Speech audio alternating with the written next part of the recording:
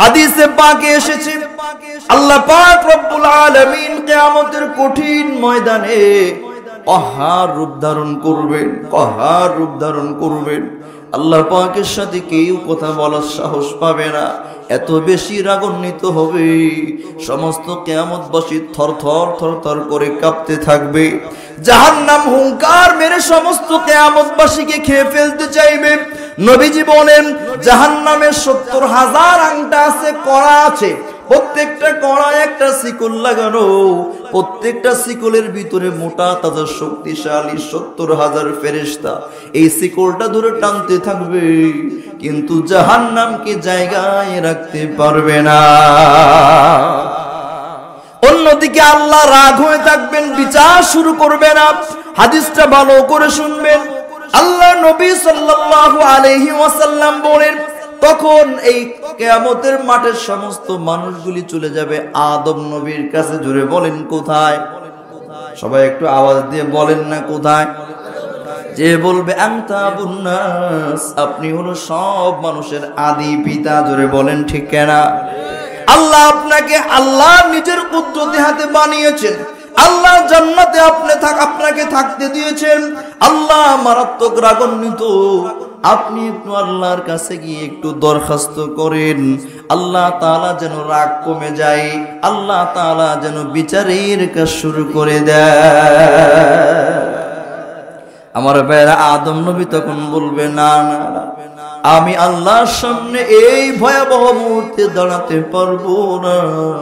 কারণ হলো আল্লাহ যখন আমাকে জান্নাতের ভিতরে থাকতে দিলেন, সাথী হিসেবে আমার বাম্পা জোড়ের হাড্ডি দিয়ে হাওয়াকে বানিয়ে দিলেন। বলেন না আল্লাহু আকবার।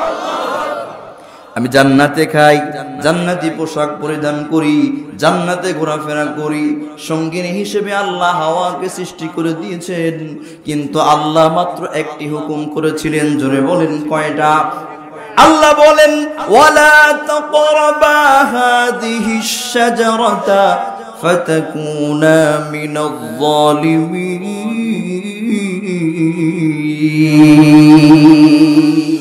ওয়াসাল্লামের একজন সাহাবী, তার নাম হলো হুযায়ফা ইবনে ইয়ামান রাদিয়াল্লাহু আনহু। এই হুযায়ফাতুল ইবনুল ইয়ামান রাদিয়াল্লাহু আনহু থেকে বর্ণিত, উনি বলেন আওসানি রাসূলুল্লাহ সাল্লাল্লাহু আলাইহি ওয়াসাল্লাম বিআশারি কালিমাত। নবীজি একদিন ফজরের নামাজের পরে আমাদের সব সাহাবীদেরকে ডাকলেন। আল্লাহ নবী সাল্লাল্লাহু আলাইহি ওয়াসাল্লাম সবাইকে ডেকে আমাদেরকে 10টি নসিহত করেছেন। সবাই বলেন কয়টা? আর একটু আওয়াজ দিয়ে বলতে হবে কয়টা? 10টি নসিহত। এর ভিতরে 1 নাম্বার নসিহত হলো লা তুশরিক বিল্লাহি শাইআ ওয়া ইন কুতিলতা ওয়া হুররিকতা। মায়ার নবী সাল্লাল্লাহু আলাইহি ওয়াসাল্লাম বলেছেন, যদি তোমাদেরকে হত্যাও করে ফেলা হয়, যদি তোমাদেরকে আগুন দিয়ে জ্বালিয়ে দেওয়া হয়, তারপরেও আল্লাহর সাথে কখনো শরীক করা যাবে না। ঠিক কিনা? নবীজি বললেন ওয়া ইন কুতিলতা ওয়া হুররিকতা, যদি তোমাদেরকে হত্যা করে ফেলা হয়, শহীদ করে দেওয়া হয়, অথবা আগুন দিয়ে পুড়িয়ে জ্বালিয়ে দেওয়া হয়, তারপরেও জোরে বলেন আল্লাহর সাথে শরীক করা যাবে? আল্লাহ বলেন ইন্নাল্লাহা লা ইয়াগফিরু আন ইউশরাকা বিহি ওয়া ইয়াগফিরু মা দুনা যালিকা লিমান ইয়াশা। ও আমার বান্দা বান্দীরা, ভালো করে শুনে নাও, তোমরা যত গুনাহ করো না কেন, তোমাদের গুনাহ যদি জমিন থেকে বাড়তে বাড়তে আসমান পর্যন্ত চলে যায়, উহুদ পাহাড় সমান তোমরা যদি গুনাহ করে ফেলো, তোমরা আমি রবের দরবারে একটু চোখের পানি ছেড়ে দিয়া দোয়া করতে দেরি, আমি আল্লাহ কবুল করতে কোনো দেরি হবে না। কিন্তু আল্লাহ বলেন আই ইউশরাকা বিহি, কেউ যদি আমার সাথে শিরিক করে তাহলে তার গুনাহ আমি মাফ করব না, ঠিক না? শিরিকের গুনাহ আল্লাহ মাফ করবেন না। এই জন্য লোকমান আলাইহিস সালামের নাম আমরা অনেকে শুনেছি, ঠিক না? পৃথিবীতে যত কালো মানুষ ছিলেন কিন্তু জান্নাতি, এর ভিতরে নাম্বার 1 মুয়াজ্জিনুর রাসূল হযরতে বেলাল ইবনে রবাহ রাদিয়াল্লাহু আনহু, ঠিক না?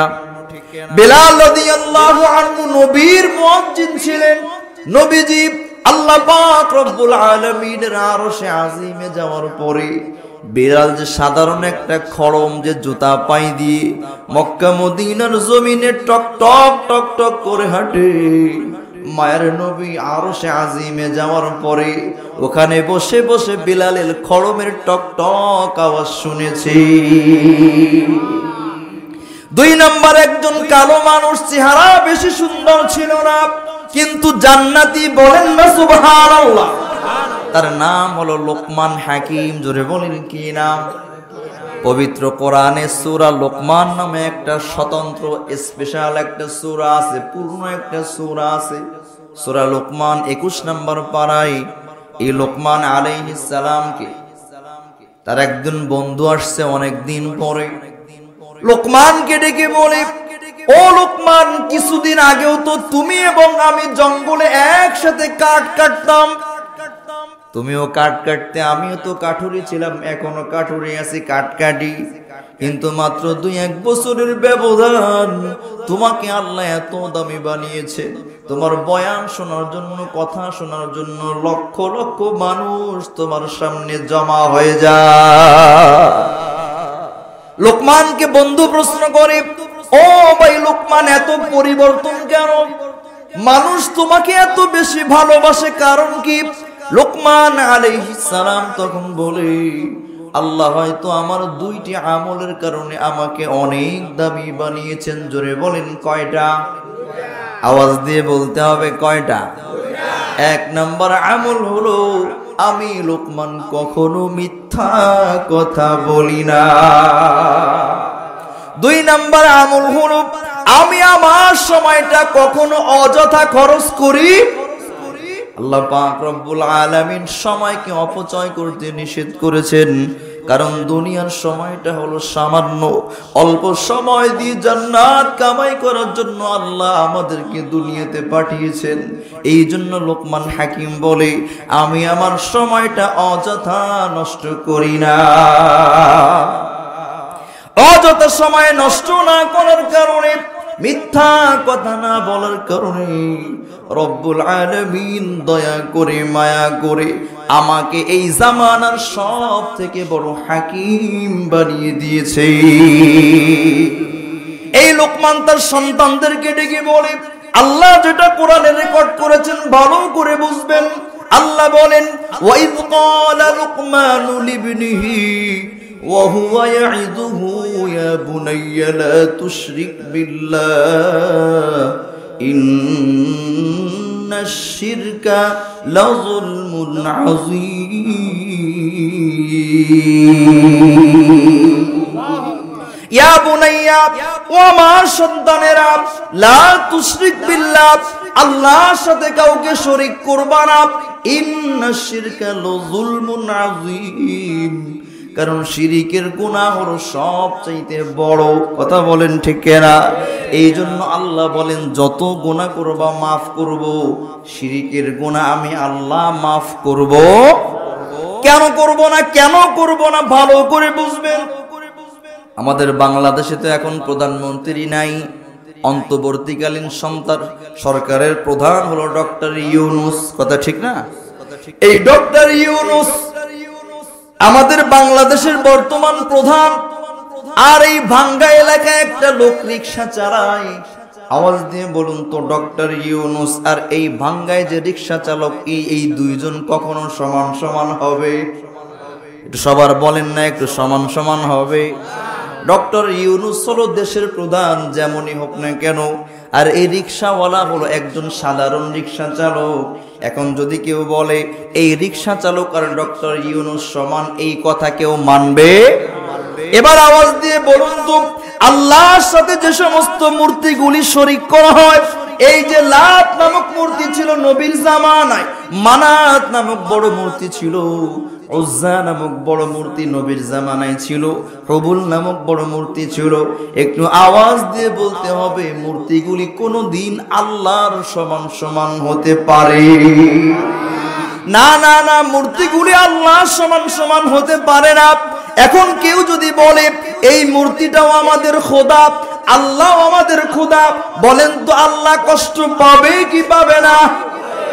আমার ভাইয়েরা, এই জন্য আল্লাহ পাক রব্বুল আলামিন পবিত্র কোরআনে এই মূর্তির বিরুদ্ধে একটা চ্যালেঞ্জ দিয়ে ঘোষণা দিয়েছেন, ইন্নাল্লাযীনা তাদউনা মিন দুনিল্লাহি লা ইয়াখলুকু যুবাবা। আল্লাহ বলেন মূর্তিকে আমার সমান সমান ধরা হয়, মূর্তি কোনোদিন আমার সমান সমান হতে পারে? আল্লাহ চ্যালেঞ্জ দিয়ে বলেছেন, সারা পৃথিবীতে যত মূর্তিগুলি আছে এদেরকে যদি ভাঙ্গা বিশাল বড় একটা মাঠের ভিতরে এক জায়গায় জমা করা হয়, আওয়াজ দিয়ে বলুন তো সারা পৃথিবীর মূর্তিগুলি মিলে আল্লাহর ছোট্ট একটা প্রাণী মাছি সৃষ্টি করতে পারবে? জোরে বলেন, মাছি বানাতে পারবে? আল্লাহ বলেন মাছি বানানো তো অনেক দূরের কথা,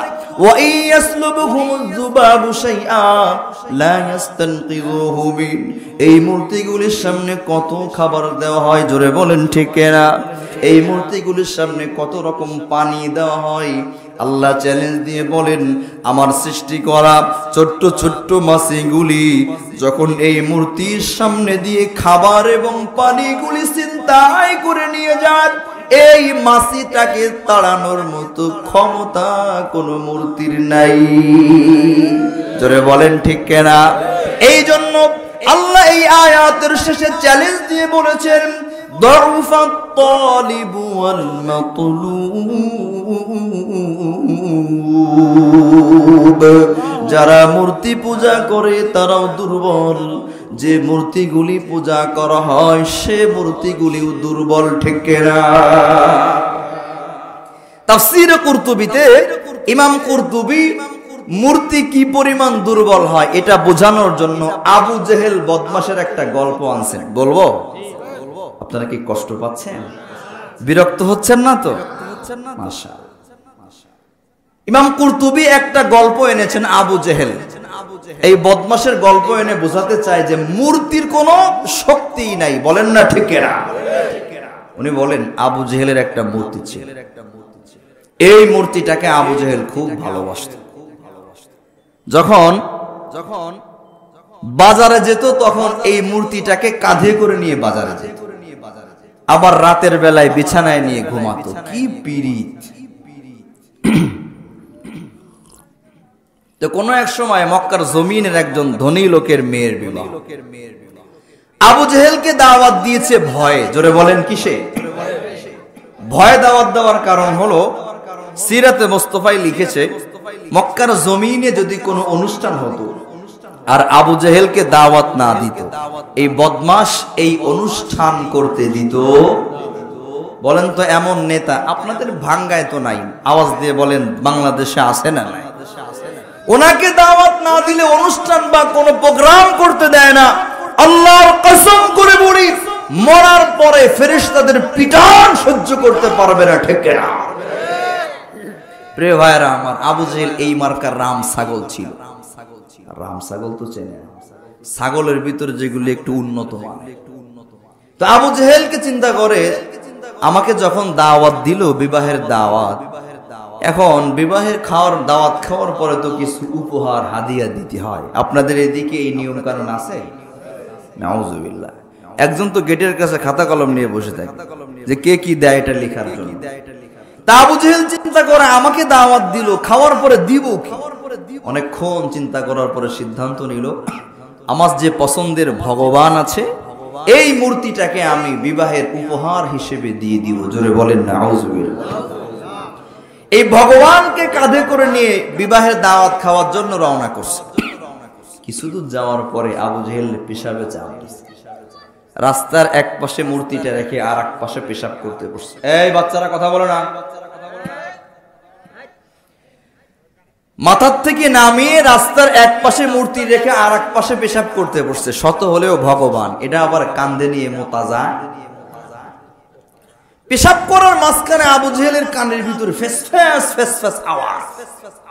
আবু জেহেল কইন না, পেশাব করি তো আমি সামনের দিকে, এই ধরনের আওয়াজ হলে তো আমার সামনেই হবে। পেশাব করার মতো ফেস ফেস আওয়াজ পিছনে কোত্থেকে হয়? মাথাটা ঘুরিয়ে পিছন দিকে তাকিয়ে দেখে একটা কুকুর পা একটা উঁচু করে একেবারে মূর্তির মুখ বরাবর স্প্রে মারছে। আবু জেহেলের রাগ হয়ে গেছে। এই মূর্তিটাকে একটা আসার দিয়ে ভেঙে বলে, এই মূর্তি খেয়াল করবেন, আসার দিয়ে ভেঙে বলে, সারা জীবন তোদের পূজা করলাম, নম করলাম, বাজারে যাওয়ার সময় কাঁধে করে নিয়ে যাই, রাতের বেলায় বিছানায় নিয়ে ঘুমাই।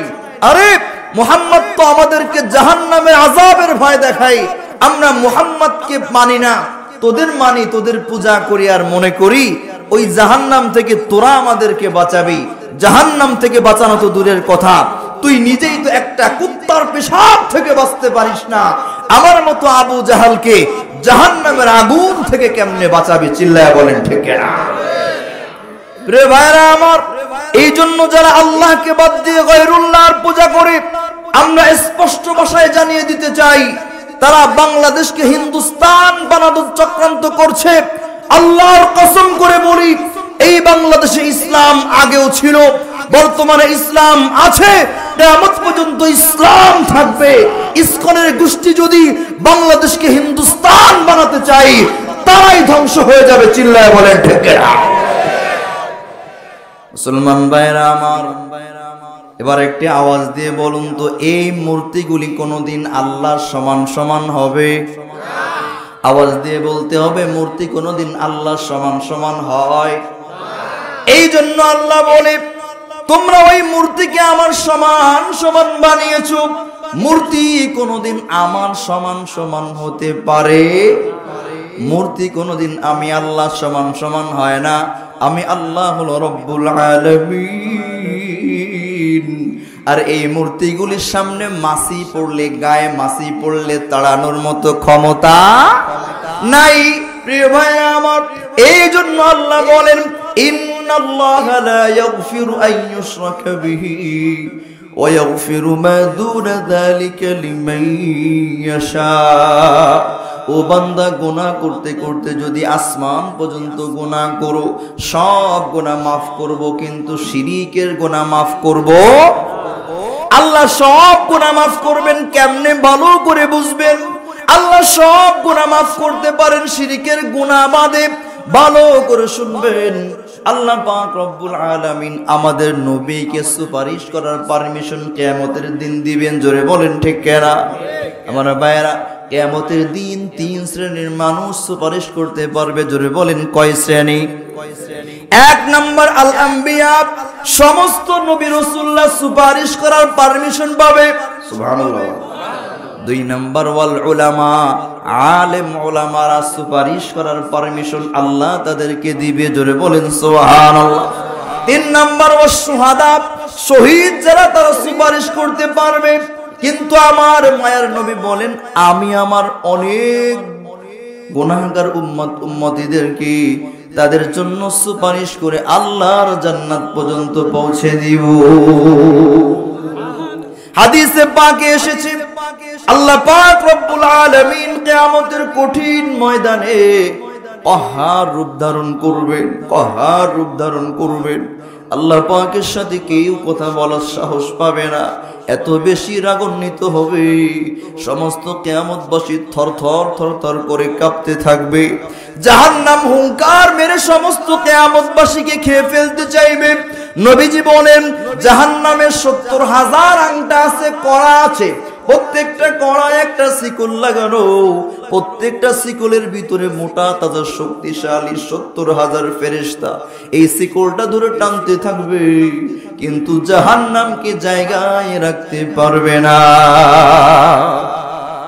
অন্যদিকে আল্লাহ রাগ হয়ে থাকবেন, বিচার শুরু করবে না। হাদিসটা ভালো করে শুনবেন।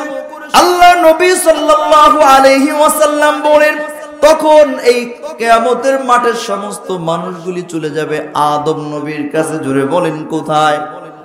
সবাই একটু আওয়াজ দিয়ে বলেন না কোথায়? যে বলবে আনতা আবুন নাস, আপনি হলো সব মানুষের আদি পিতা। জোরে বলেন ঠিক কিনা?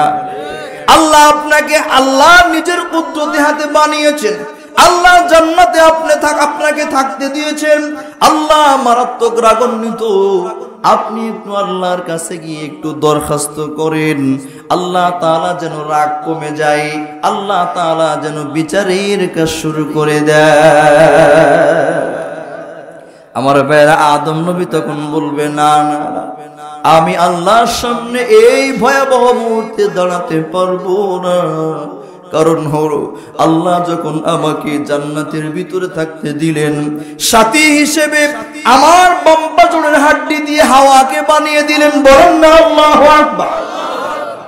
আমি জান্নাতে খাই, জান্নাতি পোশাক পরিধান করি, জান্নাতে ঘোরাফেরা করি, সঙ্গিনী হিসেবে আল্লাহ হাওয়াকে সৃষ্টি করে দিয়েছেন। কিন্তু আল্লাহ মাত্র একটি হুকুম করেছিলেন। জোরে বলেন কয়টা? আল্লাহ বলেন ওয়ালা তাকরাবা হাদিহিশ শাজারাতা ফাতাকুনা মিনাল যালিমিন।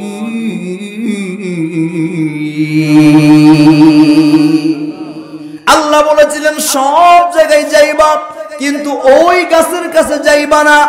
মনে আছে আপনাদের? ওই গাছের কাছে যাওয়া যাবে না।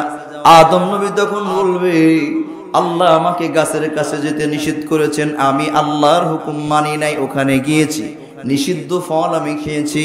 কিয়ামতের মাঠে যদি আল্লাহ আমাকে জিজ্ঞাসা করে, কোনো জবাব দিতে পারবো না। তোমরা ইব্রাহিম নবীর কাছে চলে যাও।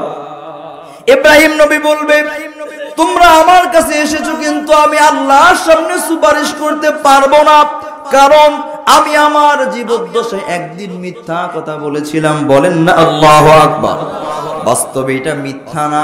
সবাইকে যখন নমরুদ বলেছিল পূজো যেতে হবে, অন্যান্য বড় মূর্তিকে সিজদা দিতে হবে, ইব্রাহিম আমাদের মুসলিম জাতির পিতা তখন বলেছিল ইন্নী সাকিম, আমি অসুস্থ। সাকিম শব্দের অর্থ হলো মানসিক অসুস্থ। কি অসুস্থ? অসুস্থতা দুই রকম। জোরে বলেন কয় রকম? একটা হলো শারীরিক অসুস্থ, মাথায় ব্যথা, পেটে ব্যথা, জ্বর, কাশি, সর্দি, ঠান্ডা ইত্যাদি ইত্যাদি। এটা হলো শারীরিক অসুস্থ। এটা আরবিতে বলে মারিজ। কি বলে? মারিজ। আর সাকিম এটাও অসুস্থ, এর অর্থ অসুস্থ, কিন্তু এটা হলো মানসিক অসুস্থ। বলেন না সুবহানাল্লাহ। আমার আব্বাজান, আমাদের আব্বাজান বলেছিলেন ইন্নী সাকিম, আমি মানসিক অসুস্থ। কিন্তু তারা যারা ওনাকে নিতে এসেছিল ওরা মনে করেছিল উনি বাস্তবে শারীরিক অসুস্থ। উনি যেটা বলেছেন এটা কিন্তু বলা সম্পূর্ণ বৈধ। তারপরও কিয়ামতের দিন বলবে না, আল্লাহ যদি জিজ্ঞাসা করে, ইব্রাহিম ওই দিন তুমি অসুস্থ না হয়েও সাকিম শব্দ ব্যবহার করেছো কেন? আমি ইব্রাহিমের কোনো জবাব থাকবে? ইব্রাহিম আলাইহিস সালাম তখন বলবে মুসা নবীর কাছে যাও। সবাই চলে যাবে মুসা নবীর কাছে। উনি বলবেন আমি তো পারবোই না, ফিরআউনের গোষ্ঠীর একজনকে এক থাবায় মেরে ফেলেছি। আল্লাহু আকবার বলবেন না? একটা থাবা দিয়েছে, একটা চড় দিয়েছে, একজন মানুষকে আমি মেরে ফেলেছি। আল্লাহ জিজ্ঞাসা করলে কোনো জবাব আমি দিতে পারবো না। তোমরা চলে যাও ঈসা নবীর কাছে। আমার ভাইয়েরা সবাই চলে যাবে ঈসা পয়গম্বরের কাছে। উনি বলবেন না না, আমিও পারবো না। কারণ হলো আল্লাহ পবিত্র কোরআনে বলেছেন ওয়াকালাতিল ইয়াহুদু উযাইরুন ইবনুল্লাহি ওয়াকালাতিন নাসারাল মাসীহু ইবনুল্লাহ। একজন নবী ছিলেন, তার নাম হলো উযাইর নবী। জোরে বলেন কি নবী? উযাইর নবী। ইহুদিরা এই উযাইর নবীকে আল্লাহর সন্তান বলতো। জোরে বলেন নাউযুবিল্লাহ। আর খ্রিস্টান যারা আছে, নাসারা যারা আছে, আল্লাহ বলেন তারা ঈসা নবীকে আল্লাহর সন্তান বলে। আবার বলেন নাউযুবিল্লাহ। আমার ভাইরা বলেন তো আল্লাহর কোন সন্তান আছে? আল্লাহ বলেন লাম ইয়ালিদ ওয়া লাম ইউলাদ ওয়ালাম ইয়াকুল লাহু কুফুয়ান আহাদ। আমার কোনো সন্তান নাই, আমিও কারো থেকে জন্ম নেই নাই, আর কেউ কোনোদিন আমার সমকক্ষ হতে পারবে না। ঠিক না? ঈসা নবী তখন বলবে না না না, আমাকে খ্রিস্টানরা আল্লাহ সন্তান মনে করতো, আল্লাহ যদি জিজ্ঞাসা করে, এই কঠিন কিয়ামতের দিনে আল্লাহ যদি বলে ফেলে, লক্ষ কোটি খ্রিস্টানেরা তোমাকে আমার সন্তান মনে করে গোমরাহ হয়ে জাহান্নামের আসামি হয়ে যাবে, তুমি আমার কাছে কেন সুপারিশ করতে আসছো? ঈসা নবী বলবে, আমার তখন কোনো জবাব থাকবে না।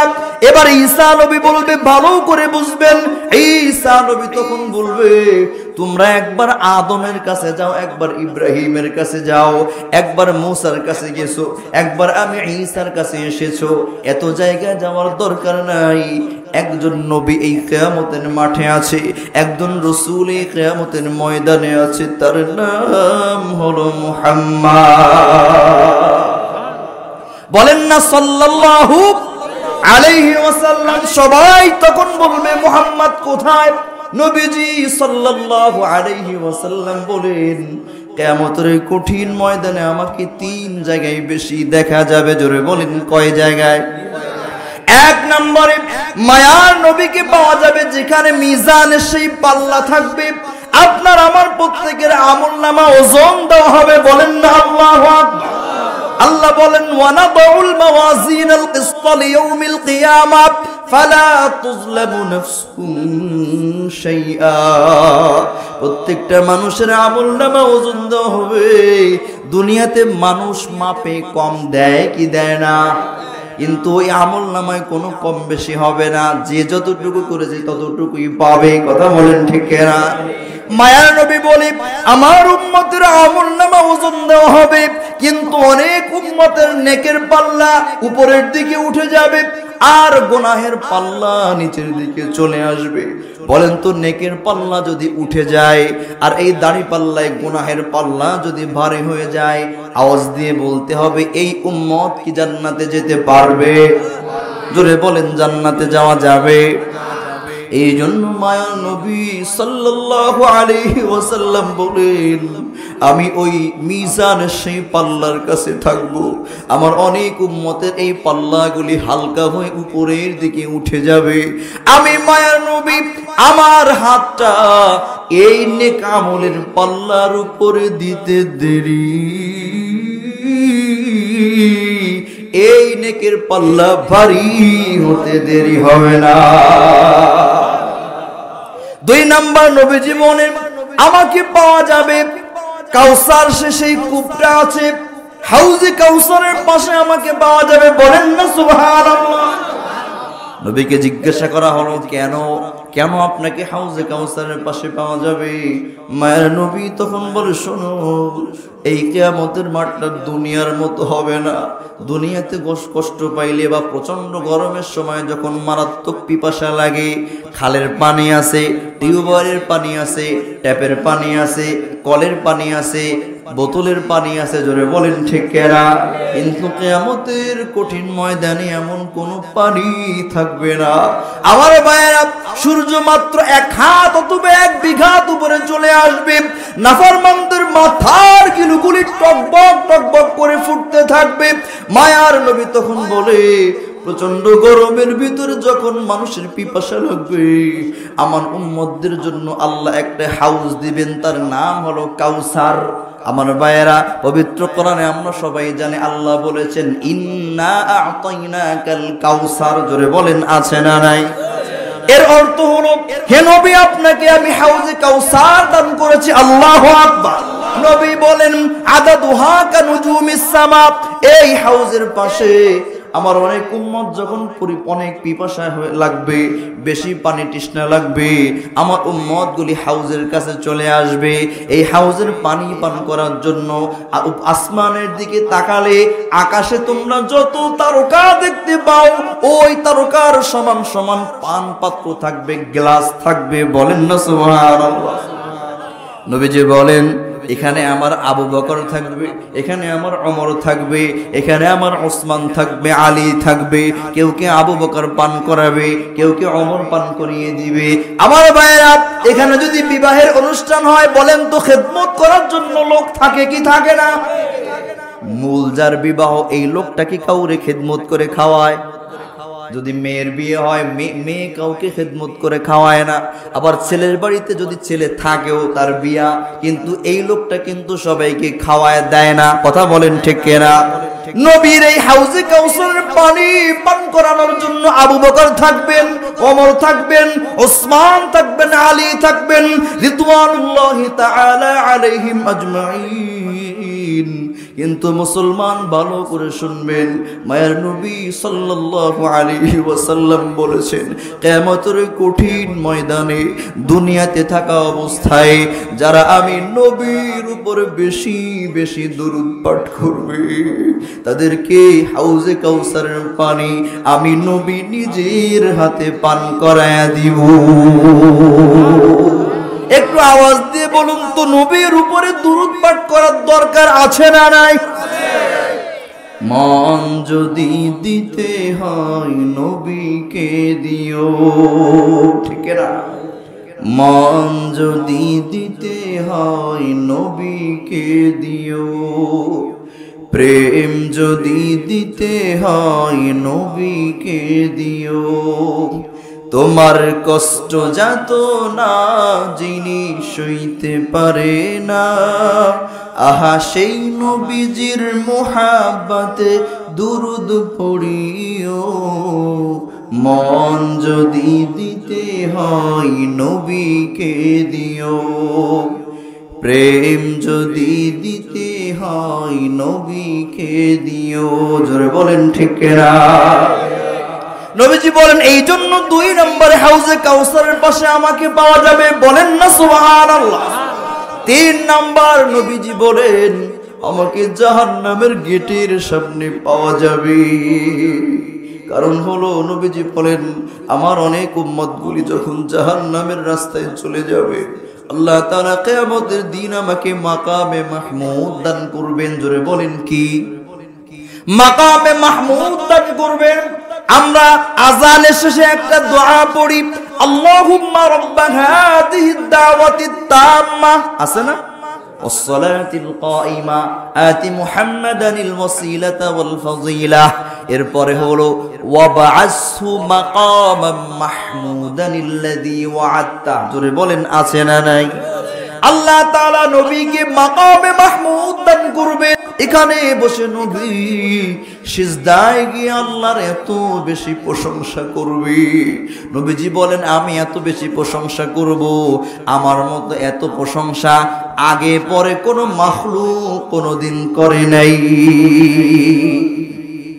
আল্লাহ রাগ থাকবেন, কিন্তু মাকামে মাহমুদ সিজদায় পড়ে পড়ে আমি যখন প্রশংসা করব আল্লাহ পাক রব্বুল আলামিনের সমস্ত রাগ তখন পানি হয়ে যাবে। আল্লাহ তাআলা খুশি হয়ে আমাদের নবীকে তখন মুহাব্বতের সাথে নবীকে ভালোবেসে ডাক দিবেন, ইয়া মুহাম্মদ। আল্লাহু আকবার। ইয়া মুহাম্মদ, ওগো আমার হাবিব মুহাম্মদ, ইরফা রাসাক, আপনি আর সিজদা দেওয়া লাগবে না, আপনার আর সিজদা করতে হবে না। ইরফা রাসাক, আপনি সিজদার থেকে আপনার মাথাটা উঠান। ওয়াসাল তুতা, আজকে আপনি আমার কাছে যা চাইবেন আমি সব আপনাকে দিয়ে দিব। ওয়াসফা তুশাফা, আপনি যার ব্যাপারে সুপারিশ করবেন আমি আল্লাহ সবার সুপারিশ কবুল করে নিব। আল্লাহু আকবার। আমার ভাইয়েরা আওয়াজ দিয়ে বলুন তো, আল্লাহর ওয়াদা কি কখনো মিথ্যা হয়? জোরে বলতে হবে, আল্লাহর ওয়াদা মিথ্যা হয়? আমাদের নেতা নেত্রীদের মতো না, নির্বাচনের আগে অনেক কথা, নির্বাচনের পরে আর খবর নাই, হয় না এমন? আপনাদের এখানের কথা আমি বলছি না, অন্যান্য জায়গার কথা ধরেন, আওয়াজ দিয়ে বলতে হবে আল্লাহ কি এমন? জোরে বলেন, আল্লাহ ওয়াদা করলে রাখে কি রাখে না?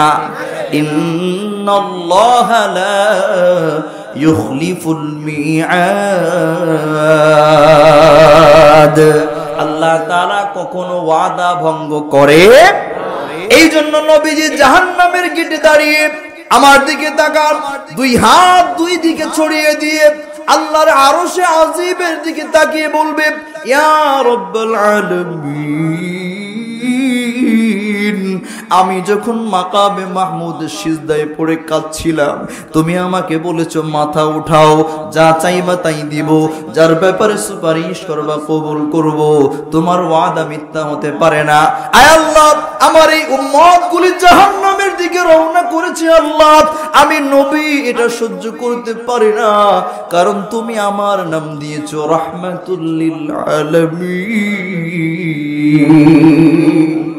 আমি হলো আমার উম্মতদের জন্য রহমত। কথা বলেন ঠিক কিনা?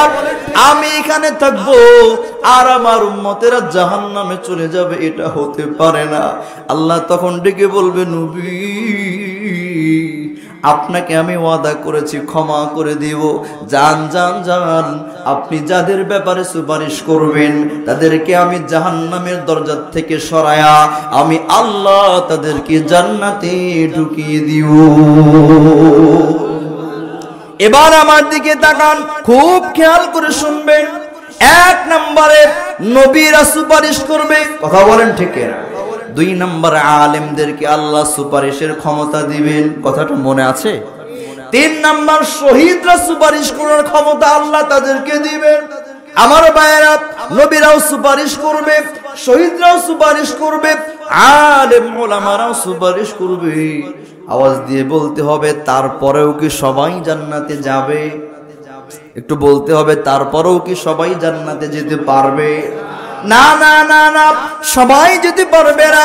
আল্লাহ পাক রব্বুল আলামিন তখন ঘোষণা দিবে, তোমরা দুনিয়াতে থাকা অবস্থায় পবিত্র কোরআনে তোমরা পড়েছো, ইস্তাগফিরু রাব্বাকুম ইন্নাহু কানা গফফারা।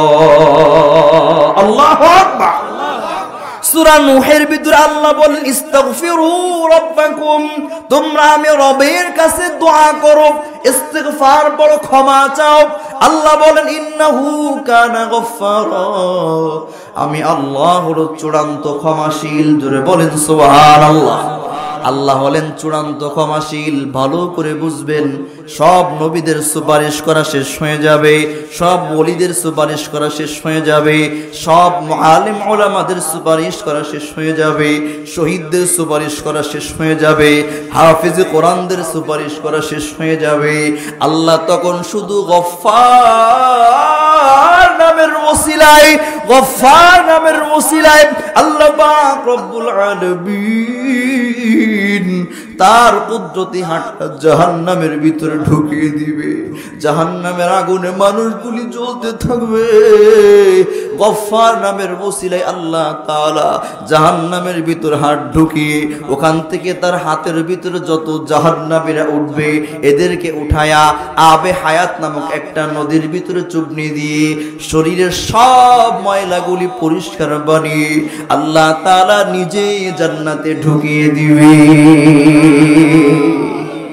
এবার আগের প্রশ্নটা আবার করি, নবীরাও সুপারিশ করলো, অনেক মানুষ মাপ পেল, আলেমরা সুপারিশ করলো, অনেকে জান্নাতে গেল, শহীদরা, হাফেজরা, অন্যান্য অনেকেই সুপারিশ করে জান্নাতে নিল।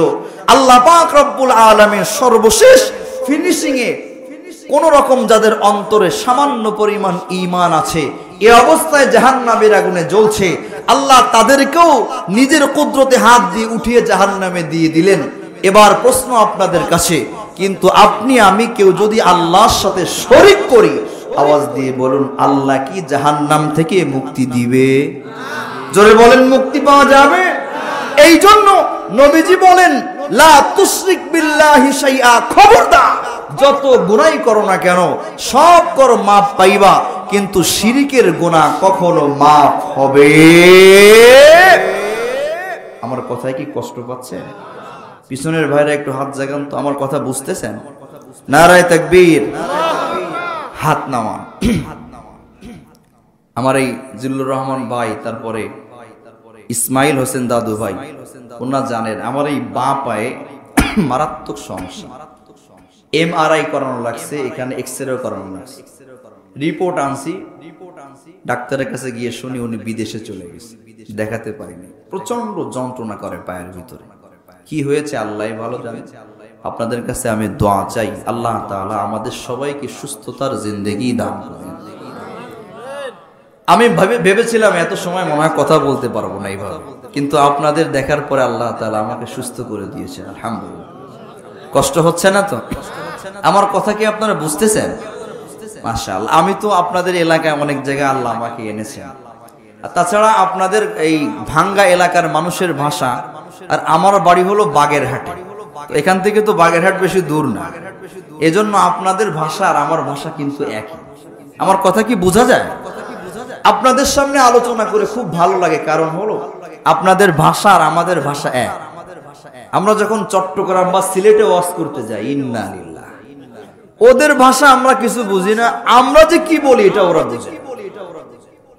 আমি মাঝে মাঝে একটা গল্প বলি, কষ্ট হচ্ছে না তো? গত বছর আল্লাহ তাআলা আমাকে চট্টগ্রাম নিয়েছিলেন, ওয়াজ করে যখন ঢাকায় ফিরে আসবো, দেখি কাউন্টারে টিকিট নিয়ে বসে আছে বাসের অপেক্ষায়। হঠাৎ করে দেখি কাউন্টারের পাশে চট্টগ্রামের দুই লোকে ঝগড়া করতেছে, প্রায় আধা ঘন্টা পর্যন্ত ঝগড়া করেছে, মারামারি করেছে। এদেরকে থামানোর জন্য আরো 5-7 জন লোক আসছে। আমি এদের কথা কিছু না বুঝে কানটা খাড়া করে খেয়াল করে শোনার জন্য চেষ্টা করলাম। আধা ঘন্টা পর্যন্ত তাদের কথা শুনলাম, আল্লাহর রহমতে একটা শব্দ বুঝলাম, কিচ্ছু বুঝি না। 2017 সালে আল্লাহ তাআলা প্রথম যখন আমাকে সিলেট নিয়েছিলেন, কিছু দূর যাওয়ার পরে ক্ষুধা লেগেছে, ড্রাইভার সাহেবকে বললাম, ভাই একটু গাড়িটা থামান, আমি একটু নাস্তা করি। আমার সাথে সিলেটের এক ভাই আছে, তো যে হোটেলের সামনে গিয়ে দাঁড়াইলাম, হোটেলের নামটা সাইনবোর্ডে লেখা থাকে না, কত বলেন? হোটেলের নামটা সাইনবোর্ডে লেখা ইয়ান্তুন খাইজান। আমি চিন্তা করলাম এটা মনে হয় কোনো আরবি শব্দ, কারণ সিলেট তো আল্লাহ ওয়ালাদের জমিন।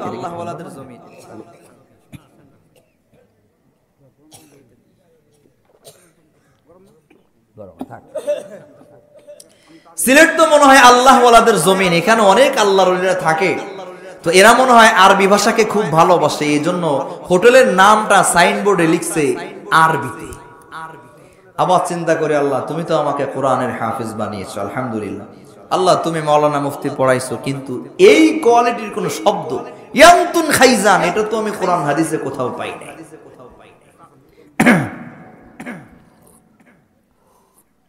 এবার আমার সাথে যে লোকটা আছে, ওরে বললাম, ভাই এটা কি আরবি না বাংলা, এটার অর্থ কি? ও তখন বলে ইয়ান্তুন খাইজানের অর্থ হলো এই হোটেল থেকে খেয়ে যান। ইয়ান্তুন মানে এখান থেকে, খাইজান অর্থ খেয়ে যান। আরো মজার কথা শোনেন, খাওয়া দাওয়া শেষ হয়ে গেছে, বয়ানের পরে বসে আছি, এক মুরব্বী মিষ্টি নিয়ে আসছে খানচাই, সামনে দিয়ে বলে, হুজুর সাদাগু খাইবা না কালাগু খাইবা। এত রাগ হয়েছে, প্রথমবার গেছি তো, আমি তো জানি না। তো আমার সাথে যে আছে ও আমাকে জিজ্ঞাসা করে, হুজুর আপনি কি কষ্ট পেয়েছেন? আমি বললাম, হ্যাঁ কষ্ট পাবো না, আমি কি ঢাকার থেকে এই খাওয়ার জন্য আসছি? তাও বলে, হুজুর এটা মুরব্বী মানুষ, উনি আঞ্চলিক ভাষায় কথা বলে, আপনারা যেমন বলেন সাদা রঙের মিষ্টি খাবে না কালো রঙের মিষ্টি খাবে, ওরা আঞ্চলিক ভাষায় বলে সাদাগু খাইবা না কালাগু খাইবা। আমার কথা বুঝতেছেন সবাই? নারায়ে তাকবীর। আমার ভাইরা, তাহলে শিরিকের গুনাহ আল্লাহ কখনো মাফ করবে, কিন্তু মজার কথা হলো এই হাদিসের শেষ অংশে বা এই কথাটার শেষ অঙ্কে নবীজি দুটি কথা বলেছেন। কয় কথা? এক নম্বর হলো নবীজি বলেন, ওয়া ইন কুতিলতা, যদি তোমাকে হত্যাও করে ফেলা হয়। 2 নম্বরে হুররিকতা, যদি তোমাকে আগুন দিয়ে পুড়িয়ে দেওয়া হয়। আওয়াজ দিয়ে বলুন, তারপরেও কি আল্লাহর সাথে শরীক করা যাবে? আওয়াজ দিয়ে বলতে হবে, তারপরেও কি আল্লাহর সাথে শরীক করা যাবে? না, না, যাবে না। নবীজি সাল্লাল্লাহু আলাইহি ওয়াসাল্লাম যখন বললেন, ওয়া ইন কুতিলতা ওয়া হুররিকতা, যদি তোমাদেরকে হত্যাও করে ফেলা হয়, যদি তোমাদেরকে আগুনে পুড়িয়ে দেওয়া হয়, তারপর আল্লাহর সাথে শরীক করা যাবে না। এটা সাহাবীরা শুনেছেন। সাহাবীরা কিন্তু আপনার আমার মতো না। আমরা এক কান দিয়ে শুনি, সকাল হওয়ার পরে বাম কান দিয়ে বের হয়ে যায়। জোরে বলেন ঠিক কিনা?